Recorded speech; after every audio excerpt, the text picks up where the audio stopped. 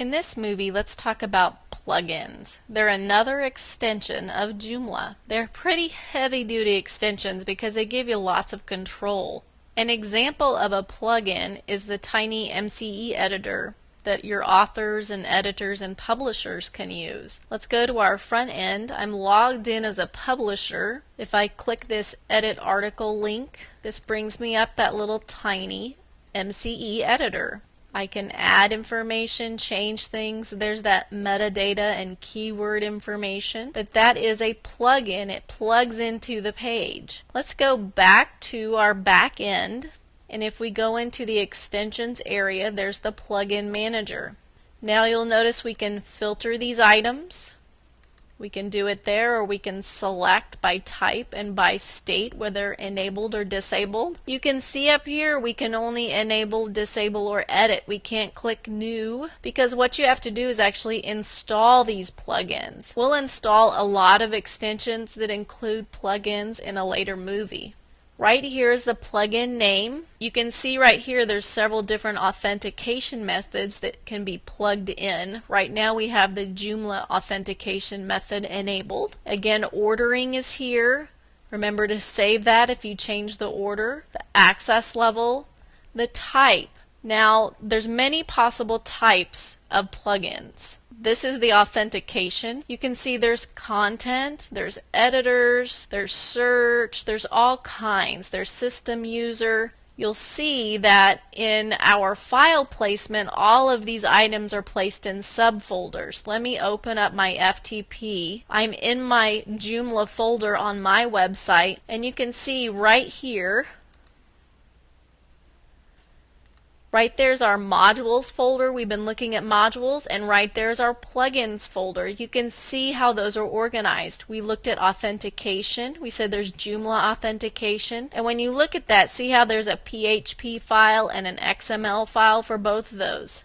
LDAP, PHP, XML, OpenID, PHP, XML. All of them are going to have those two files that they need to work. And you can open up any of these folders to see what specific files belong with that specific title or that specific type. Remember, all the types are in these subfolders.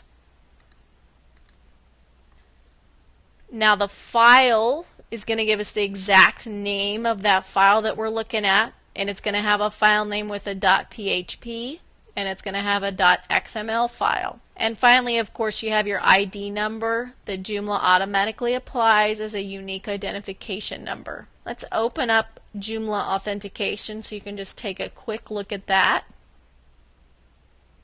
Has its name, whether or not it's enabled. There's your plugin file, automatically has the extension for us, what order it's in. And there aren't any parameters for this specific plugin. You can look at all of them and see which ones have different parameters. Let's go down and look at that Tiny MCE editor. Right here is that plugin. It's enabled, as you can see. The file name is Tiny MCE. Even its PHP file is that name. It's enabled, of course, because we're using it. Let's go look at that file so you can match it up. It's an editor, and there's Tiny MCE, the XML file, and the PHP file. Right here we could have a simple or advanced functionality.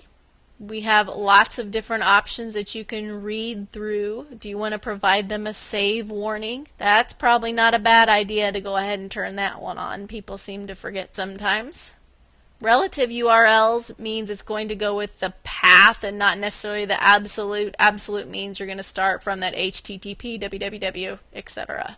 Your text direction, your coding. Right here it's telling us that applets are prohibited. If you want CSS custom, so on and so forth. Probably not a whole lot you want to change. This is going to tell us what we're going to allow them to put in there. We're going to allow them to mess with styles and tables and smileys. Do we want to allow them to put XHTML extras?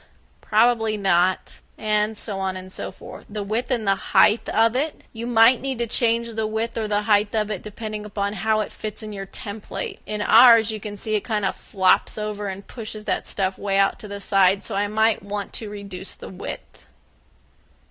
and so on and so forth. I can change any of that information that I want. Notice on the date format it's got year, month, and date, and then on the time it's hours, minutes, and seconds. And that's whether or not you want the date and time for people to insert on there.